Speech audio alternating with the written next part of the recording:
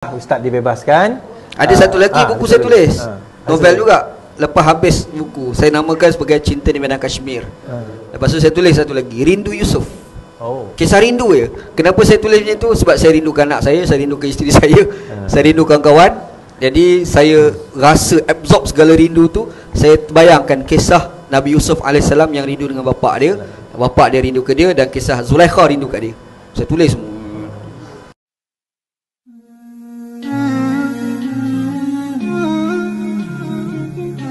Tiga buku sahaja at one time.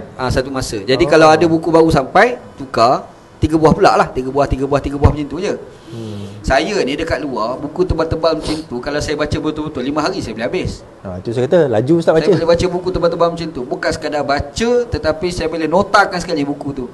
Sebab style saya membaca ni, saya mesti baca dan nota. Sebab saya ni ada satu attitude, lepas saya baca saya nak cari balik. Maka saya kena tulis nota. Dan saya ada blog sendiri, tulis nota buku. Betul. Kalau cari jumpalah. Dalam Telegram pun ada. Telegram pun ada. Saya tulis apa yang saya baca. Jadi kalau buku tebal macam ni, kadang dalam 500-600 muka surat, saya boleh baca 5 hari. Kalau buku, kalau tebal sekadar 200, bacaan pula ringan, Allah cepatlah saya baca. 2 hari habis. Sehari kadang. Lepas tu novel, ada satu novel Haura yang ditulis oleh Mursyid, Ramli Awam Mursyid. Ya. Yang orang Sarawak ke Sabah? Sabah kan. Buku Nawah Haura tu saya baca sehari. Tebal 300 lebih muka surat. Sehari saya baca. Pelik aja buku tu. Buku tu best. Best kan? Antara buku yang best lah. Jalan cerita dia, Mamat ni memang power lah. Itu satu, banyak lagi buku dia yang pelik-pelik. Power lah. Saya baca tu dia kata ni penulis novel yang power kan. Sebab cara dia ambil angle tu power. Okey. Jadi bila sampai buku 3 buah, yang kalau tebal 600 muka surat, saya boleh baca 5 hari. Kalau itu dalam keadaan sibuk buat kerja benda lain. Bayangkan saya tak ada apa, dalam jara seorang baca buku je. Buku 200 muka surat, sehari saya baca. Okey. Sebelum kita cerita buku apa tu, untuk makluman tuan-tuan, saudara Saiful Izham ni juga akan bertanya pada saya. Dia akan kontak saya dan kawan-kawan lah. Siapa-siapa nak hantar apa-apa dengan Ustaz Wanji, pesanan ke apa, ke surat ke, ada kawan-kawan kita bagi. Bagi. Sebab tiap-tiap minggu dia akan jumpa Ustaz Wanji ni. So kami antara yang akan bagilah pesanan, surat, WhatsApp kan. Nak kata sedih tu sedih lah. Ustaz tak merasa, tapi first time jumpa dia saya rasa macam nak menitik mata kan first time tu jumpa kan. Tapi kita lelaki hilang jantan tu kalau menitik mata kan. Hilang jantan lah. Tapi tiba juga dalam hati tu jumpa kawan kita kan. 3 buku tu Ustaz. So apakah buku tersebut? Ya, buku sebenarnya dalam jangka 3 bulan 10 hari saya baca ni 35 buah buku. 35 buah buku, banyak lah saya baca tu. Cuma kalau kat luar ni kita baca cepat-cepat, lepas tu kulit-kulit tak baca. Tapi dalam jaga kulit buku pun saya baca. Jadi buku yang saya banyak sangat fokus ni adalah buku tulisan Syed Hussein Alatas. Syed Hussein Alatas. Okay. Macam buku Rasuah, buku tentang intelektual masyarakat membangun, Salah Siapa, tu saya baca semua tu. Bukan sekadar baca, tapi kulit pun saya baca. Kandungan, wacana dia. Dan saya pun kadang-kadang sampai ada kritikan pula terhadap Syed Hussein lepas saya baca tu. Dan antara buku juga yang saya baca ni buku Malay Dilema Tun Mahathir. Dr. Mahathir, saya baca habis buku tu. Dan saya baca, saya mengkagumi tulisan Tun Dr. Mahathir. Sebab dia tulis tu sebelum jadi Perdana Menteri. Segi idealisme Mahathir ni power. Tapi bila kita compare dengan dia buat, alam macam ni je. Itu masalah dia lah. Okay. Ringkasnya, apakah satu konsep idealisme Tun Mahathir dalam buku Malay Dilema ni yang Ustaz rasa macam menarik? Tak, sebenarnya kalau saya punya pandangan peribadi lah. Nombor 1, buku tu dia mengkritik Tengku Abdul Rahman secara tak langsung. Buku tu asalnya ditulis dia nak mengkritik Tun Abdul Rahman. Dan kita kena faham buku tu ditulis adalah selepas daripada sejarah 13 Mei. 1969. Buku tu ditulis tahun 1971. Jadi dia tulis buku tu, dia nak tunjuk, dia nak gambarkan sebenarnya Tengku Abdul Rahman telah gagal mengurus kepelbagaian rakyat Malaysia. Secara dasar dia bukannya mengkritik Melayu ataupun Cina. Tak. Mengurus kepelbagaian tu gagal. Tetapi dia ada sebut apa punca orang Melayu jadi macam ni ketika berhadapan dengan orang Cina. Dia sebut, dia kata masalah orang Melayu ni adalah attitude orang Melayu. Orang Melayu ni masyarakat dia semua buat kerja ni tak habis. Dan sebab tu ada orang kata sebagai istilah malas kan. Sedangkan orang Cina ni ada satu attitude, dia adalah orang yang licik dalam perniagaan. Bila duduk bersama, dia tak boleh nak maju orang Melayu dengan attitude Cina macam ni. Dia sebutlah sejarah orang Cina tu pula macam mana dekat negara dia. Lepas tu dia pamerkan macam mana kita nak perpaduan dekat negara Malaysia ni. Setelah gagal dalam isu 13 Mei 13 Mei tu, dia ada sebut cadang, dia kata antaranya kita kena memperkasakan bahasa Melayu.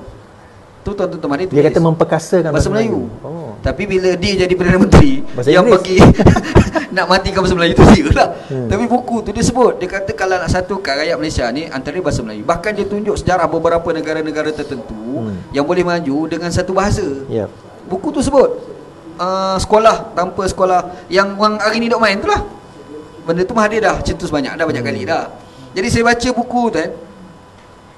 Lepas tu cara dia kutuk Cina dalam buku Malay Dilemma. Macam mana? Kalau kita baca, lepas habis baca tutup, tak baca buku lain, mesti benci Cina. Baca tutup, memang kita benci gila pada Cina. Itu buku tu Dr. Mahathir Malay Dilemma. Tapi kalau kita fikir, hari ni sebenarnya Mahathir cerita macam berlaku hari ni lah, real. Tapi saya baca juga buku Kebangkitan Asia. Baca. Saya punya kesimpulan, buku Kebangkitan Asia ni banyak berkhayal. Dia terlalu diawang-awangkan. Kau cerita ideologi lah apa, sebenarnya boleh buat ke tak? Dia, sebab Anwar Ibrahim dia menulis buku tu penuh dengan footnote. Dan itu di situ yang dia tulis pasal Madani betul, dalam tak ada Madani dalam tu. Jadi buku tu bila ada footnote, maksudnya kau baca buku, kau cuba luahkan dalam bentuk tulisan. Dalam bahasa lain dia terlalu akademik. Akademik. Jadi berbanding dengan buku Malay Dilemma tu. Malay Dilemma tu real politik, real rakyat Malaysia. Lepas baca kan, lepas tu saya punya kesimpulan daripada dua buku saya baca, compare dengan Syed Hussein Alatas. Sebenarnya Syed Hussein Alatas tulis dengan Anwar Ibrahim tulis, sebenarnya konsep dia sama semua idealisme, cakap segi idealisme. Kisah-kisah teori-teori. Dia boleh sebut nama tokoh Tagore, tokoh India macam dia nak maju. Yang Tagore tahun bila tak tahu kan, tahun 1800 lagi. Dia bawa idea-idea macam tu. Jadi kalau kita fikir, dia bukan dari Malaysia tau. Kalau nak tahu dari Malaysia kena baca buku Malay Dilemma. Cuma ni masalahnya Mahathir pula lah, dia buat apa saja dia macam ni. Dia Malay Dilemma ni secara teorinya begini, cerita dia berdasarkan, tetapi bila dia sudah memegang kuasa dia jadi cerita lain. Dia totally, dia tak ikut apa yang dia preach tu. Apa yang dia tulis tu dia tak ikut Sebab dia punya buku tu asalnya dia nak cerita macam mana nak majukan orang Melayu. Macam mana orang Melayu ni boleh bersaing dengan orang Cina. Dia tajuk India ni tak ada sangat, dia lebih pada Cina. Jadi antara benda yang Mahathir anjurkan, dia kata orang Melayu ni kena duduk dalam kalangan masyarakat yang licik dalam niaga juga. Satu. Yang kedua, dia kata orang Melayu ni kena ajar kahwin campur. Kahwin campur bangsa lain. Melayu kahwin dengan India, Melayu kena kahwin dengan Cina. Itu Mahathir punya cadangan. Sebab dia kata kalau kita ni sebagai bangsa Melayu yang ada attitude yang agak tak berapa nak cakna ni, kalau duduk dengan bangsa lain cakna, nanti dia akan terpengaruh dengan budaya tu. Itu teori Mahathir. Agak menarik lah. Lepas kita fikir balik, betul tak? Sebab Mahathir tu sendiri orang India, mak dia Melayu. Jadi kahwin campur tu dia lah, keluarga campur tu. Dan dia mempelbagaikan pemikiran sebenarnya. Baik, so itu buku-buku yang Ustaz baca lah. Antara banyak lagi. Penulisan Ustaz. Sebab untuk makluman tuan-tuan, Ustaz bila dia masuk penjara, dia terpaksa hold PhD. Betul tak? Terpaksa holdkan PhD. Tapi sekarang dah continue balik tunggu bye-bye lah. Baru daftar 2 hari lepas. So apa penulisan? Ustaz ada tulis tak sesuatu ke apa ke dalam, sebab kalau ikut kata ni Ustaz ada tulis buku. Ya. Dia masa saya tengah baca buku tu, ada seorang pegawai. Saya rasa dia baik, bukan sekadar baik, dia baik sangat.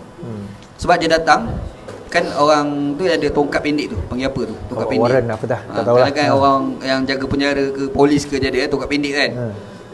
Dan saya duduk kat dalam bilik tu tengah baca buku, tiba-tiba dia ketuk kat tingkap. Kelek. Ketuk tu ada orang. Saya pun pergi berdiri kat dia. Kena panggil tuan, wajib kena panggil tuan. Dia cakap lah dua, tapi cakap dia lenggok Kelantan. Jadi saya tahu dia orang Kelantan lah. Lepas tu saya tengok dekat dia punya name tag dia tu nombor IC. Dia ada tulis nombor IC pegawai ni. 03. Sekampung dengan aku lah ni. Satu negeri dengan aku lah ni. Kelantan. Lepas tu dia ceritalah penjara ni. Lepas tu dia pun sebut, dia kata Wanji, Hamka duduk dalam penjara juga. Hamka tulis buku dalam penjara. Dia tulis kitab tafsir dalam penjara. Hamka tulis tafsir dalam penjara. Saya dengar tu saya terfikir, aku ni pun boleh menulis sebenarnya, cuma aku tak ada alat tulis je. Sebab tu saya maklum pada peguam lepas pada tu supaya datangkan buku tulis dan pensel. Ni pensel Saiful bagi. Pen. Saya bawa hari-hari ni bukan pen, ni pensel. Oh, pensel. Ni antara pensel yang saya anggap sebagai nyawa saya yang telah berjasa dengan saya. Kalau saya tak gila pun sebab dia. Sebab Saiful hantar ni sampai hari ni saya bawa ke mana-mana. Bila saya ada masalah saya tengok pen. Dia telah menyelamatkan aku. Inilah pensel yang saya menulis. Kalau tak jadi gila lah. Jadi gila. Jadi Saiful telah hantar buku tulis dan dia telah hantar pensel. Saya mula-mula sekali saya tulis syarah Sahih Al-Bukhari. Daripada hafalan? Hafalan. Saya fikir hadis lah tu, tulis hadis. Lepas tu tulis syarah guru-guru. Hadis dalam bahasa Arab lah? Tulis Arab, lepas tu terjemah, lepas tu tulis syarah dalam bahasa Melayu. Hadis pertama apa yang Innamal Amal Binniat lah.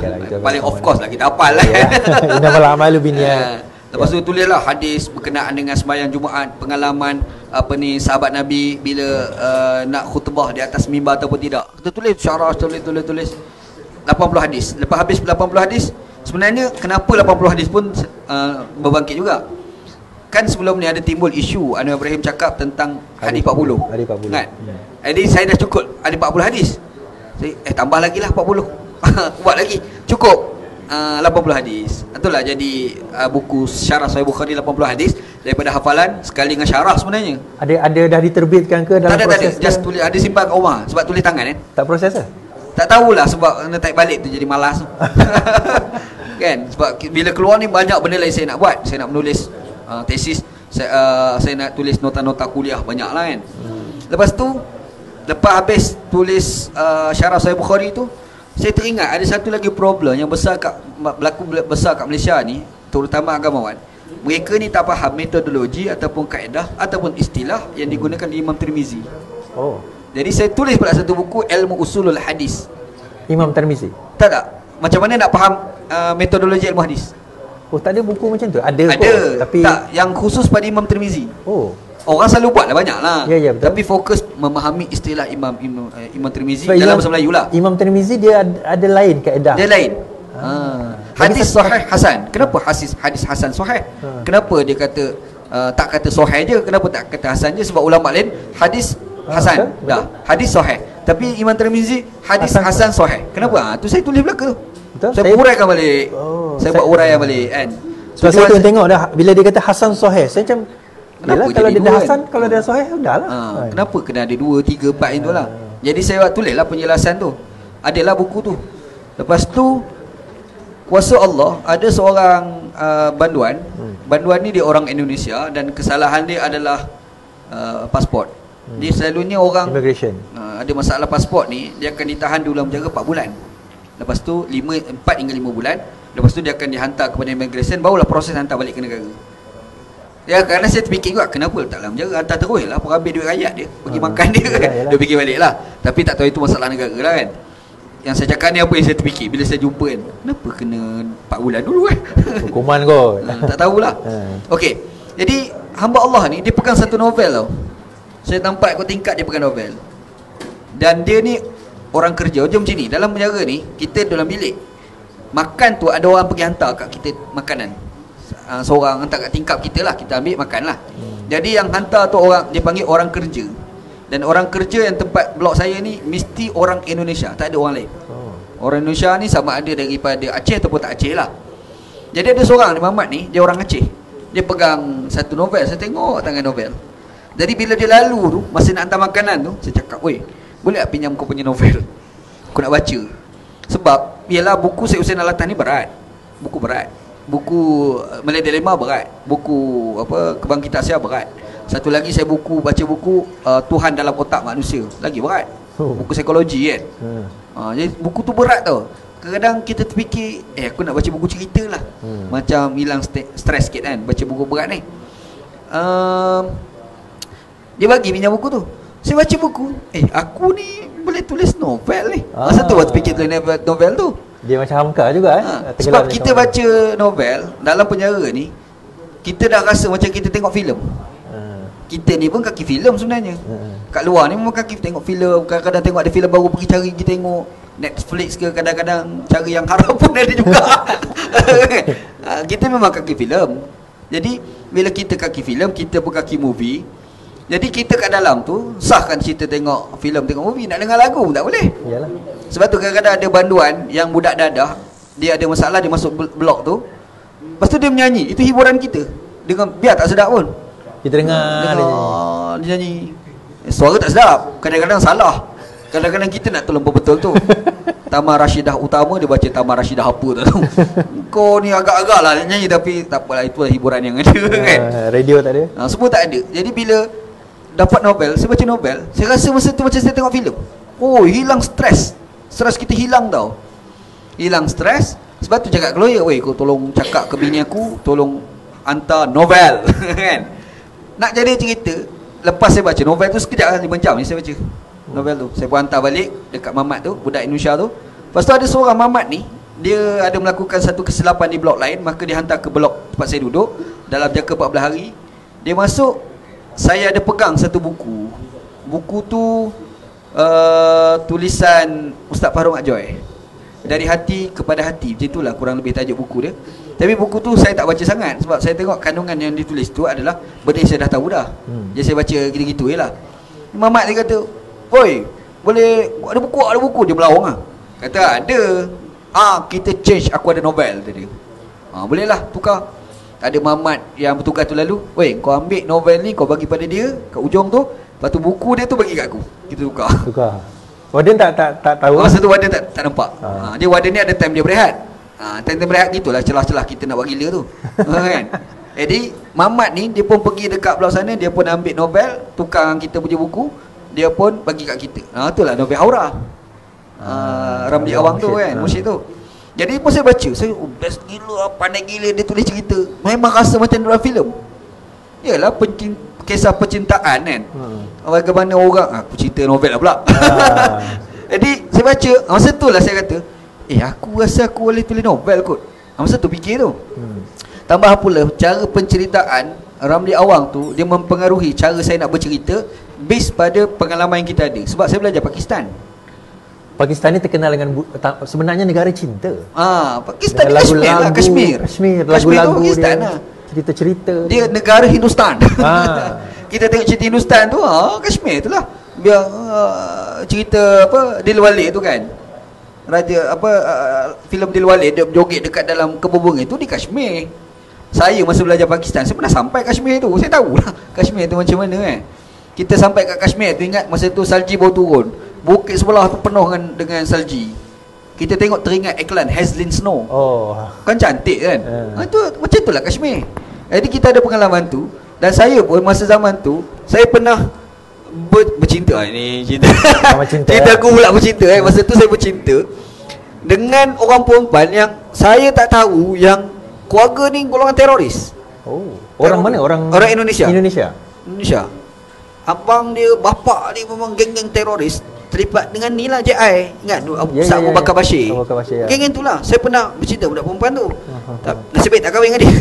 Kan? Pernah bercinta dengan dia. Jadi saya pun ambil kisah cinta dia tu, cinta saya dengan dia tu, saya olah balik cerita dengan saya reka-reka tambah pula lah. Kan? Untuk nak bagi sedap jalan cerita. Tapi menggambarkan tentang gagal percintaan dengan disebabkan fikrah teroris keluarga. Dan akhir sekali digabungkan balik apabila pihak keluarga dia bertaubat. Berkena pula PhD Ustaz pasal teroris. Dan asal tulis tesis tu kerana nak counter teroris PhD tadi. Sebab tesis PhD ni dah berat. Bukan semua orang baca. Kalau kita buat bentuk pencintaan, orang baca, sambil-sambil orang boleh belajar. Dan sebenarnya inspirasi tu datang daripada apa yang saya tengok tulisan Buya Hamka. Buku apa? Tenggelam. Itu satu lagi di bawah naungan Kaabah. Kan buku tu nak cerita pasal dia nak menyampaikan mesej agama dia, tapi bentuk penceritaan dan bentuk pencintaan. Penceritaan dan percintaan. Taklah tenggelam kapal Vedivik tu pun kalau kita tengok sekalipun sebenarnya ada mesej agama yang nak sampaikan. Betul. Kan? Macam mana masalah kepelbagaian bangsa, darjat antara dua darjat tu jadi menyebabkan cinta terhalang. Haryati. Haryati dengan Zainuddin. Dan saya bubuh watak tu pun dengan sebab nama hero tu Islah. Kenapa Islah? Sebab Islah ni maksudnya membaiki orang. Jadi dia tu watak tu datang untuk baiki fikrah teroris. Tu saya buat. Percintaan itulah yang membetulkan keluarga dia tu. Tu asal dia. Saya memang apa siap 72 bab. Tapi Tapi kena rampas lah. Sebab 1 sampai bab 49 tu sempat saya tulis, habis satu buku, masuk buku tulis yang kedua tu sambung 50 sampai 72, buku tu yang kena rampas. Tapi bab pertama tu ada? Yang Ada. Bab pertama tu ada. Tapi tak nak sambung lagi ya. Itulah rasa sebab sebenarnya polemik penciptaan twist tak twist kat situ. Yang buku kedua tu. Buku kedua cerita macam mana dia pergi argue balik, macam mana si bapak tu boleh berubah, abang tu berubah, abang tu terpaksa cari pula si Islah, kau kena kahwin juga dengan adik aku. Lepas tu Islah pula kata tak boleh, aku dah kahwin dah sebenarnya. Kahwin kan? Dia dah kahwin orang lain dah. Lepas tu nak jadi cerita si isteri tu pula meninggal accident. Lepas tu lepas tu last kali perempuan tu kahwin juga dengan mamat ni. Adalah cerita, Yalah cerita novel lah. Ya novel lah. Tapi kalau saya percaya kalau orang baca buku tu dia akan faham metodologi ilmu hadis. Secara sebab secara tidak saya tak langsung. Kalau kau habis baca novel tu, kau akan faham, oh ini kaedah ilmu hadis. Sebab tujuan saya utama yang tu, supaya secara santai kita memahami ilmu hadis tu. Jadi kalau kita habis baca novel tu, lepas ni kalau kita dengar orang nak syarah-syarah hadis tu, ini tak kena dengan kaedah ni, boleh tahu. So kadang-kadang tuan-tuan bila perbezaan kaedah ini yang menjadikan interpretasi, itu yang membawa kepada percanggahan dan perbalahan. Ya. Perbezaan tu kat situ lah punca dia. Sebab orang duk cerita pasal gajah, kita dua cerita pasal gajah, tapi saya cakap gajah Afrika, Ustaz cakap gajah Asia. Memang tak sampai ke sudah, tak sama. Tu tahan lagi, kita duk cerita kaki, dia cerita hidung. Memang tak jumpa jalan. Tak jumpa jalan. Baik, lepas penulisan tersebut kita kata akhirnya alhamdulillah lah Ustaz dibebaskan. Ada satu lagi buku saya tulis, novel juga. Lepas habis buku, saya namakan sebagai Cinta di Medan Kashmir. Lepas tu saya tulis satu lagi, Rindu Yusuf. Kisah rindu je. Kenapa saya tulis macam tu? Sebab saya rindukan anak saya rindukan isteri saya, saya rindukan kawan. Jadi saya rasa absorb segala rindu tu. Saya bayangkan kisah Nabi Yusuf AS yang rindu dengan bapak dia, bapak dia rindu ke dia, dan kisah Zulaikha rindu kat dia. Saya tulis semua. Yang best tu, novel tu siap pada hari saya keluar. 4 bulan 1 tu saya keluar penjara. Pagi tu siap, pukul 9 siap. Lepas tu pukul 7 pagi, 9 pagi tu datang warden, okey keluar. Sedang elok siap keluar penjara. Ada Rindu Yusuf ada. Yang tak ada tu yang rindu Cinta Medan Kashmir.